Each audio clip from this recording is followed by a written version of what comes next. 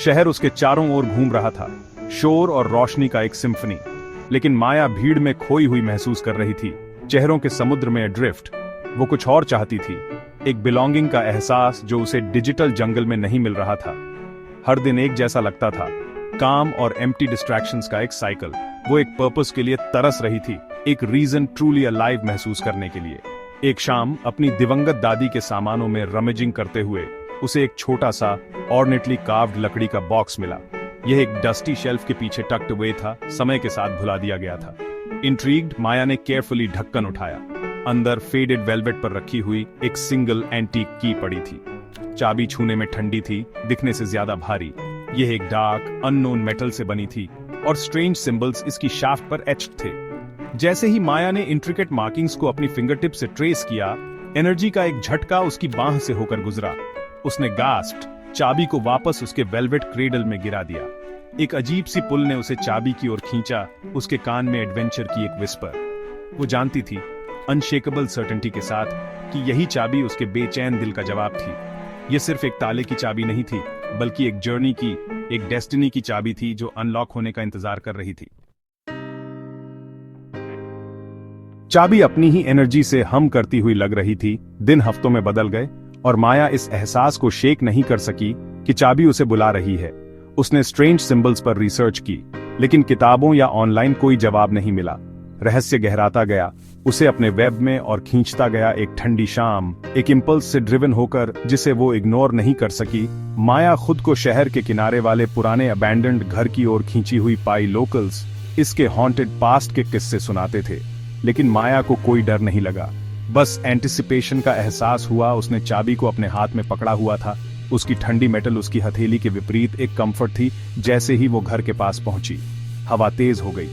गिरे हुए पत्तों को उसके पैरों के चारों ओर घुमाते हुए ढलते सूरज ने ओवरग्रोन लॉन पर लंबी ईरी शैडोज डाली। माया सामने वाले दरवाजे पर पहुंची, जिसका पेंट पीलिंग और फेडेड था, और एक टार्निश्ड मेटल प्लेट देखी। प्लेट पर सिंबल्स चाबी पर एच्ड सिंबल्स से मैच करते थे। एक गहरी सांस लेते हुए माया ने चाबी को लॉक में डाला। यह एक रिसाउंडिंग क्लिक के साथ घूम गई। आवाज स्टिलनेस में गूंज रही थी। भारी दरवाजा क्रीक करते हुए खुला, जिससे परे लाइट का एक स्वर्लिंग वॉर्टेक्स दिखाई दे रहा था। कोई हॉलवे नहीं था, कोई डस्टी इंटीरियर नहीं था, बस ब्लाइंडिंग लाइट उसे आगे बेकन कर रही थी। डर ने उसे मोमेंटरीली पैरालाइज कर दिया, लेकिन अननोन की पुल रेजिस्ट करने के लिए बहुत स्ट्रांग थी। एक गहरी सांस लेते हुए माया थ्रेशोल्ड के पार चली गई।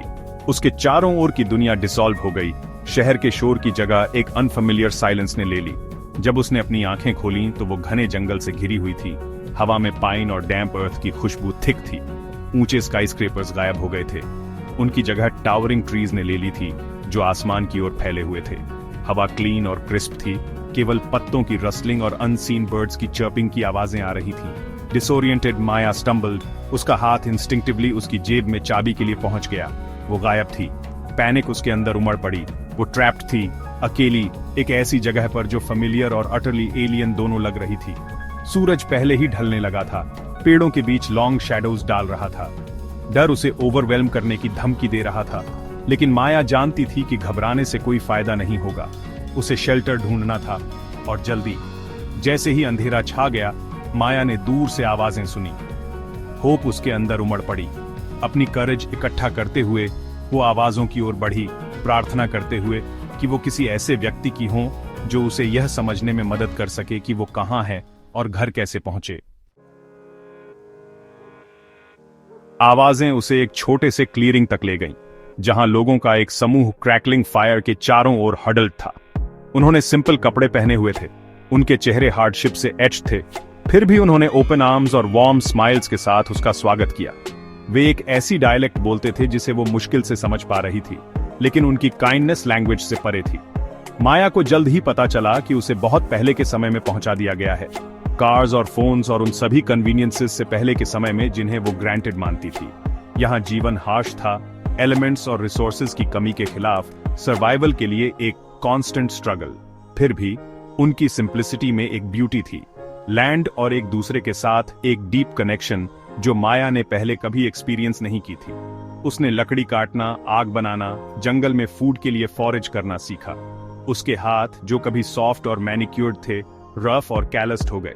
उसके दिन लंबे और आर्ड्यूअस थे, बैक ब्रेकिंग लेबर और कांस्टेंट चैलेंजेस से भरे हुए। लेकिन जैसे जैसे उसका शरीर मजबूत होता गया, वैसे वैसे उसकी स्पिरिट भी मजबूत होती गई। उसने कम्युनिटी का असली मतलब सीखा, सपोर्ट और स्ट्रेंथ के लिए एक दूसरे पर रिलाई करना। उसने हार्डवर्क की वैल्यू सीखी, सिंपलेस्ट चीजों में जॉय ढूंढना। और सबसे महत्वपूर्ण बात, उसने अपने फियर्स का सामना करना सीखा, अपने अंदर डीप डिग करना और एक रेजिलियंस डिस्कवर करना जो वो कभी नहीं जानती थी कि उसके पास है। इस अनफेमिलियर समय में जीवन एक कांस्टेंट टेस्ट था जो माया को उसकी फिजिकल और इमोशनल लिमिट्स तक पुश कर रहा था। उसे अपनी ओल्ड लाइफ की याद आती थी, अपने समय के कंफर्ट और फेमिलियरिटी की डाउट के, डिस्पेयर के मोमेंट्स थे जब वो सोचती थी कि क्या वो कभी अपना घर फिर से देख पाएगी। लेकिन हर चैलेंज के साथ जिसे उसने ओवरकम किया, माया ने एम्पावरमेंट का एक ग्रोइंग सेंस महसूस किया। उसने अपने अंदर एक ऐसी स्ट्रेंथ डिस्कवर की जो वो कभी नहीं जानती थी कि एग्जिस्ट करती है। परसिवियरेंस और अपने न्यू फाउंड कम्युनिटी के अनवेवरिंग सपोर्ट से पैदा हुई स्ट्रेंथ एक दिन एक नया शेल्टर बनाने में मदद करते हुए माया ने अपनी जेब में एक फेमिलियर वेट महसूस किया। अंदर पहुंचकर उसकी उंगलियां एंटीक की के चारों ओर बंद हो गईं। ये वापस आ गई थी। उसकी हथेली के खिलाफ एक जेंटल वार्मथ रेडिएट कर रही थी। सिंबल्स जो कभी इनडिसेफरेबल थे, अब मीनिंग के साथ पल्स करते हुए लग रहे थे। जैसे ही उसने चाबी को पकड़ा, अंडरस्टैंडिंग की एक वेव उस पर छा गई। जर्नी, स्ट्रगल्स, लेसन्स लर्न्ड, ये सब एक ग्रेटर पर्पस का हिस्सा थे। चाबी उसे यहाँ अपनी लाइफ से एस्केप करने के लिए नहीं लाई थी, बल्कि उसे यह सिखाने के लिए लाई थी कि उसे कैसे जीना है। इसने टेक्नोलॉजी पर उसकी डिपेंडेंस को छीन लिया था और उसे अपनी इनर स्ट्रेंथ का सामना करने के लिए फोर्स किया था। एक न्यू फाउंड क्लैरिटी के साथ माया जानती थी कि घर जाने का समय आ गया है। उसने कम्युनिटी को इकट्ठा किया। उसका दिल ग्रेटिट्यूड और थोड़ी सी सैडनेस से भरा हुआ था। वे उसका परिवार बन गए थे और वो जानती थी कि वो हमेशा उनके स्ट्रेंथ और रेजिलियंस को अपने साथ कैरी करेगी। पुराने घर के थ्रेशोल्ड के सामने खड़े होकर, हाथ में चाबी लेकर, माया ने उन लोगों के चेहरों पर एक आखिरी नजर डाली जिन्होंने उसे करेज और कंपैशन का असली मतलब दिखाया था। एक गहरी सांस लेते हुए वो थ्रेशोल्ड के पार चली गई। Familiar swirling vortex of light उसे एंगल्फ कर रही थी। जब उसने अपनी आंखें खोलीं तो वो वापस अपनी दादी के डस्टी एटिक में थी। शहर के शोर विंडो से फिल्टर हो रहे थे। एंटीक की उसके पैरों में फ्लोर पर पड़ी थी। इसका पर्पस पूरा हो गया था। इसे उठाकर माया ने ग्रेटिट्यूड का एक सर्ज महसूस किया। ये एक ऐसी जर्नी का रिमाइंडर था जिसने उसे टेस्ट किया था, उसे ब्रोकन किया था और अंततः उसे होल बनाया था। वो अपनी लाइफ में वापस चली गई, फॉरएवर चेंज्ड। शहर अभी भी बज कर रहा था, लेकिन अब यह ओवरवेलमिंग नहीं लग रहा था। वो पास्ट के लेसन्स को अपने अंदर कैरी करती थी। एक न्यू फाउंड स्ट्रेंथ और पर्पस उसके हर स्टेप को गाइड कर रहे थे। चाबी ने उसे रास्ता दिखाया था, लेकिन यह माया थी। उसकी स्पिरिट एडवर्सिटी की आग में फोर्ज्ड हुई थी, जिसके पास अपनी डेस्टिनी को अनलॉक करने की पावर थी।